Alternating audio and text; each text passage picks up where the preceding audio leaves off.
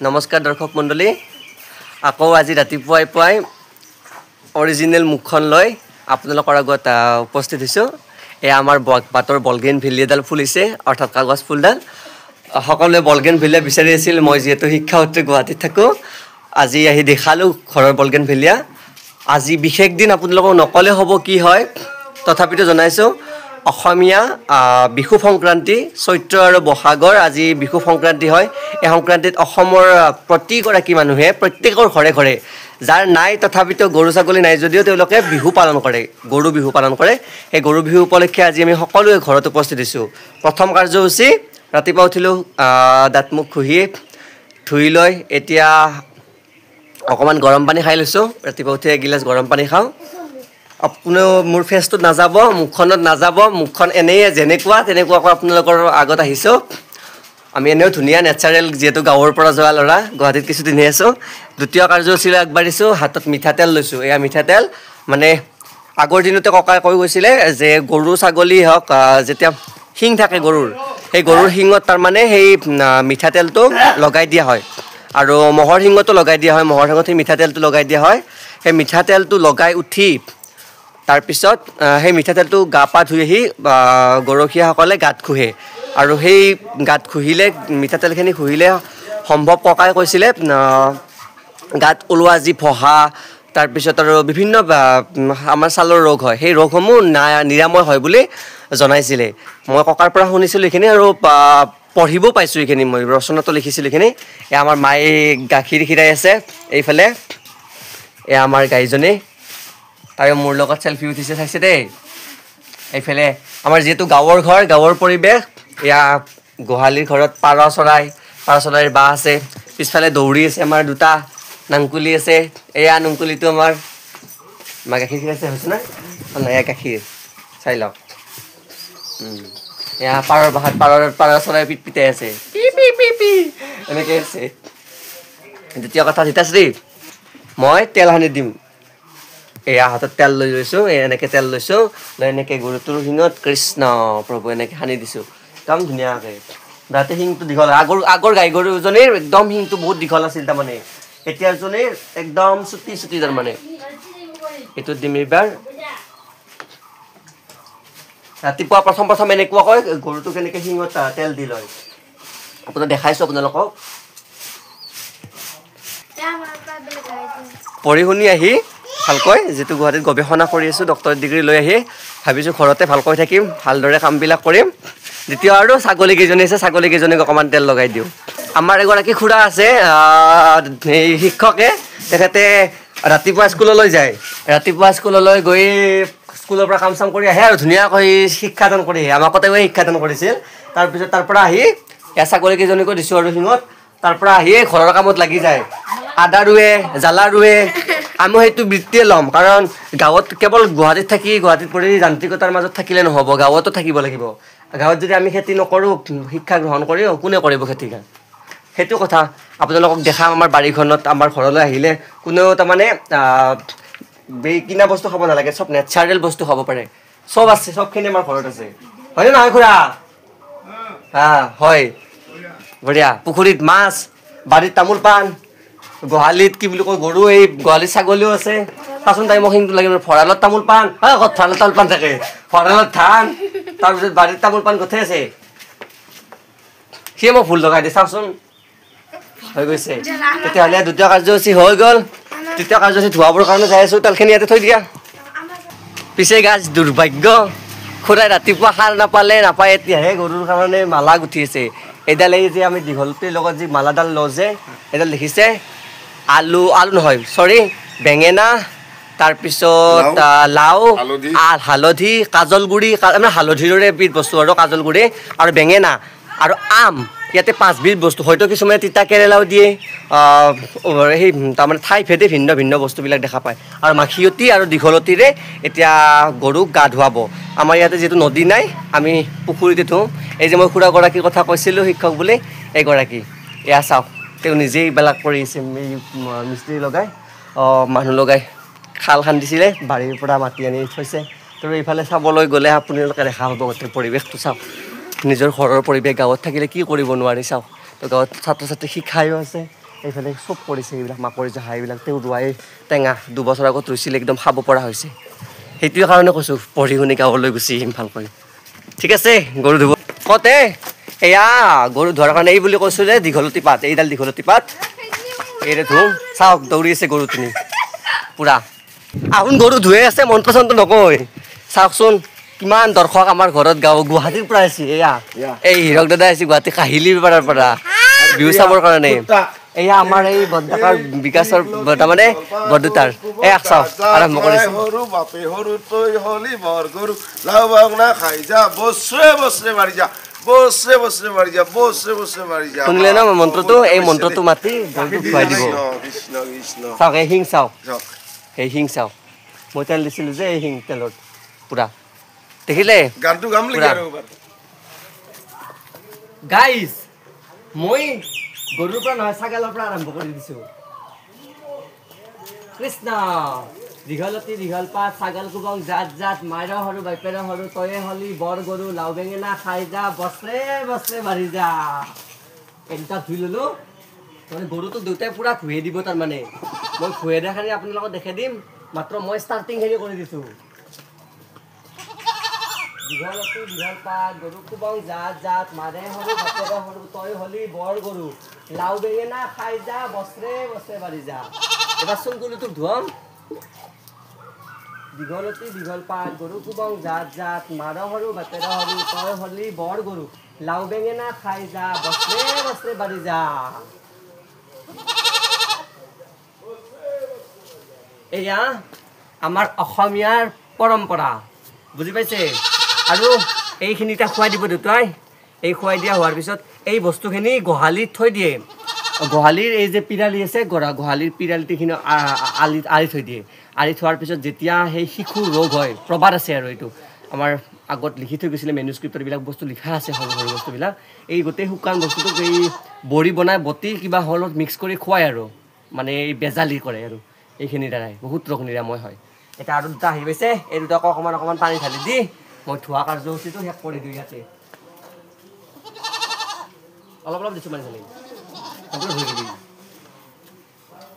দীঘলতি দীঘল পাত ছাগাল কুবং জাত জাত মায়ে সৰু বাইপে সৰু তই হলি বৰ গৰু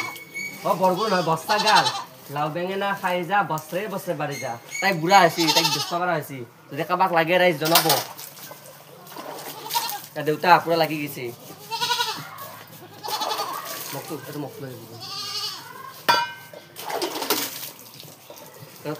এই একপিচ কৈ দিম দিয়ক চাব বাই বাই তেতিয়াহ'লে নেক্সট কাৰ্যসূচীটোক লগিন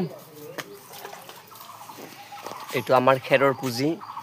তাৰপিছত দ্বিতীয়তে দেখাইছোঁ এই যে আমি মালাডাল দেখাইছিলোঁ এই মালাডালৰ পৰাই হালধি আম গোটেইবিলাক মানে যি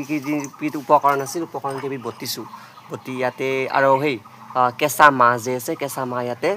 মিক্স কৰি বটিছোঁ মানে এইখিনি গৰু গা ধোৱা হোৱাৰ পিছত তাৰমানে গাত যদি সানি দিওঁ মানে গা ধোৱাৰ আগমুহূৰ্তত গাত সানি লৈ গা ধুওঁ যদি বটি লৈছোঁ ইয়াতে পাতাত যদি গাত ঘঁহি দিওঁ তাৰমানে আমাৰ শৰীৰৰ সমস্ত ৰোগ নাশ হয় বুলি আমি তাৰমানে পাইছিলোঁ কৈছে আৰু এইবিলাক হালধিটো যিহেতু জানে সকলোৱে হালধি শৰীৰৰ কাৰণে বহুত উপকাৰী স্কিনৰ কাৰণে আমি ঘঁহি ল'লোঁ এতিয়া গা ধুম গা পা ধুই মোৰ দ্বিতীয় কাৰ্যসূচী প্ৰত্যেকবাৰে মই কৰোঁ আমাৰ ঘৰত এটা স্বতঃস্ফূৰ্ত এটা গণেশ আছে লিংগ আছে গণেশৰ সেই গণেশটোক স্নান কৰা উঠোঁ অভিষেক কৰা কৰি প্ৰথমতে বিহুৱান অৰ্পণ কৰোঁ তাৰপিছত আমি মানুহবিলাকে লওঁ আমাৰ ঘৰৰবিলাকে দ্বিতীয় কাৰ্যসূচী তালৈকে যাম মন্দিৰত যিহেতু মন্দিৰ দৰ্শন কৰিব লাগে গৰু গা ধোৱা হৈ গ'ল এতিয়া মই গা ধুম বাই বাই এয়া মাহ কৰাই দেখাইছোঁ মাহ তিল আৰু বৰা চাউল ভাজি মাহ কৰাই নিৰ্মাণ কৰা হয় মাঘ বিহুতে প্ৰবাদ অনুসৰি এই মাহ কড়াইখিনি ৰাখি থোৱা হয় বহুতখিনি প্ৰায় থাকি যায় আৰু কিছুমানৰ আজিকালি কোনে খাব আৰু আমাৰ ঘৰত কোনো নাথাকে যিহেতু মা দেউতাই কিমান খাই শেষ কৰিব তাৰপিছত এই মাহ কড়াইখিনি এতিয়া খাই উঠি গৰখীয়াসকলে তেতিয়াই দেহানিৰ যুগত এতিয়াও আৰু খাই স্নান কৰিব যায় নদীৰ পাৰত এতিয়া আমাৰ ইয়াতে নদী নাই যিহেতু মই খাই লৈ লওঁ খাই এতিয়া মই স্নান কৰিব যাম এইটো প্ৰবাদ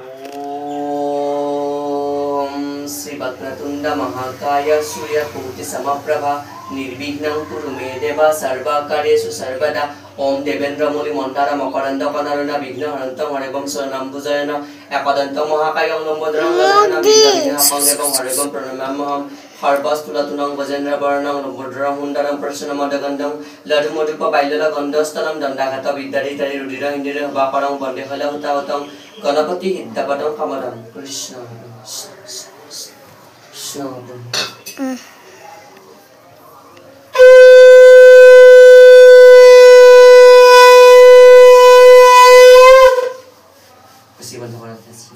আৰু গণেশ অভিষেক হৈ উঠাৰ পিছতে ধুই দিয়া গণেশৰ বাবে গামোচা দুখন বিহুৱান হিচাপে এনেকৈ এছাৰি এডালেৰে দাঙি অনা গৈছে আনি তেওঁৰ গাতে অৰ্পণ কৰা গৈছে কিয়নো বিহুৱানখন যিহেতু পানীৰে তিয়াই দিয়াৰ পিছত প্ৰথমতে তেওঁৰ গাত শৰীৰত অৰ্পণ কৰা যায় বা তেওঁৰ গাত দিয়া যায় সেয়েহে হাতেৰে স্পৰ্শ নকৰি এনেকৈ এছাৰি এডালেৰে আনি তেওঁৰ শৰীৰত দিয়া যায় প্ৰত্যেক বছৰে এইবাৰো দিলোঁ তাৰপিছতে আমি জাপি দিছোঁ এই গামোচা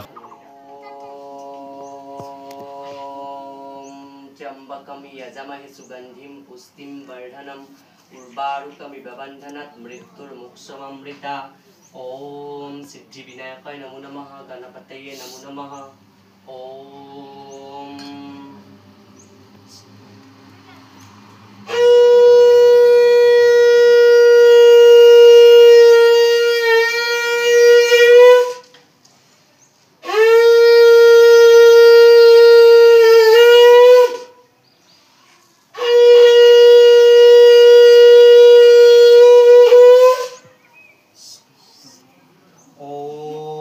सर्वे भवन्तु सुखिनः सर्वे सन्तु निरामया सर्वे भद्राणि पश्यन्तु मा कश्चित् दुःखभाग् भवेत् ॐ शान्तिः शान्तिः शान्तिः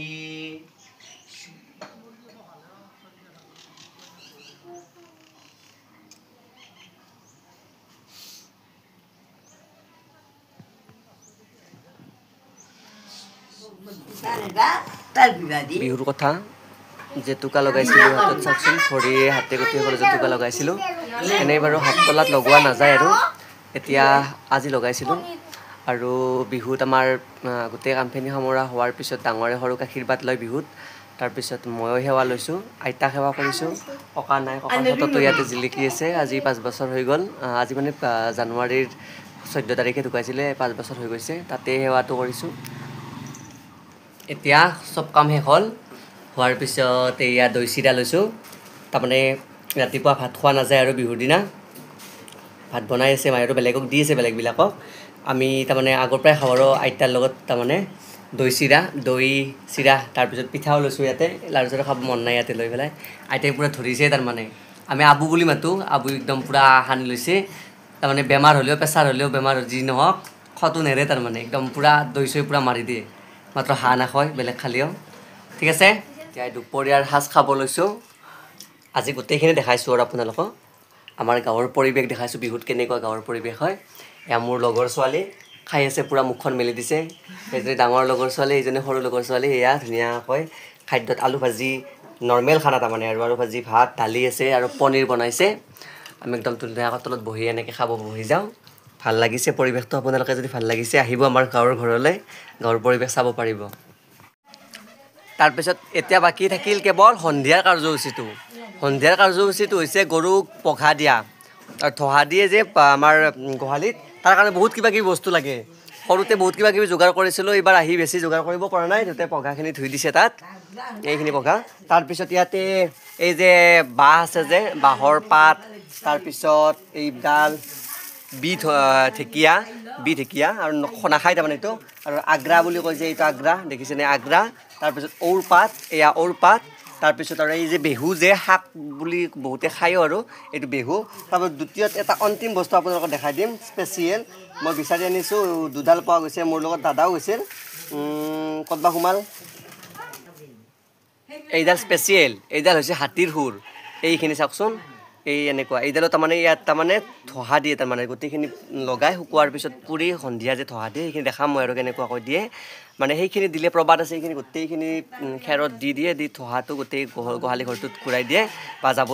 দিলে গোহালি ঘৰত মাখি তাৰপিছত পোক পৰুৱা মহ গোটেইখিনি তাৰমানে একদম নোহোৱা হৈ যায় তাৰমানে সেনেকুৱা প্ৰবাদ আছে আৰু এইটো নিয়ম প্ৰথা অন্তিম কাৰ্যসূচী আজিৰ দিনটোৰ এয়া গৰুটো আহি পাইছে আমাৰ এয়া থহা দিছে এয়া তুলসীৰ পানীত এনেকৈ লৈ একদম ভৰিত চিটাই দিব এতিয়া তাৰমানে ধূপ চাকি জ্বলাই লৈছে গোটেইখিনি এনেকৈ তুলসী পাত চিটাই দিছে তাৰপিছত এতিয়া বিচনীখনেৰে বিচি দিব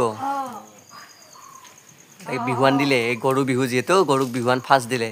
আমাৰ ছাৰে আজি প্ৰথমতে গৰুৰ বিহুৰ দিনাই বিহুৱান লৈ লৈছে এতিয়া বিচনীখনেৰে বিচি দিব ধোৱাখিনি চাওক এনেকৈ এতিয়া মহৰ পৰা মাখিৰ পৰা বিভিন্ন কীট পতংগ বেমাৰ আজাৰৰ পৰা মানে যাতে ৰাখে তাইক ভালে সেইকাৰণে এনেকৈ দিয়া হয় এইটো প্ৰথা আৰু এতিয়া এডাল তাইৰ নামত পাঘা আনিছে এডাল তাইক পাঘা দিলে চাওক তাইক পাঘাডাল পিন্ধাই দিলে এয়া আমাৰ গাঁৱলীয়া পৰিৱেশ দেখিছে গৰু বিহু স্পেচিয়েল হৈ গ'ল দ্বিতীয় কথা এটা সৰু বস্তু আপোনালোকক জনাওঁ মই এই যে এখন বিচনী এখন পঠা ছাগলীৰ ছাল তাৰমানে চৰপতি বুলি কয় আমাৰ ভাষাত এইখন আজিৰ পৰা মানে বিচনী আজিৰ পৰা ব্যৱহাৰ কৰিব পৰা হৈ গ'ল তাৰমানে আজি মানে বিচনীৰ আহোজ গ'ল আজি স্পেচিয়েলি মানে আগতে সেইকেইদিন গৰম পৰিলেও তাৰমানে বিহু নোযোৱাকৈ তাৰমানে গৰু বিহু নোযোৱাকৈ বিহুৱান আৰু কি বুলি কয় বিচনীৰে বিচিব নাপায় তাৰমানে আজিৰ পৰা এইখনৰো তাৰমানে শুভ উদ্বোধনী হৈ গ'ল ঠিক আছে তেতিয়াহ'লে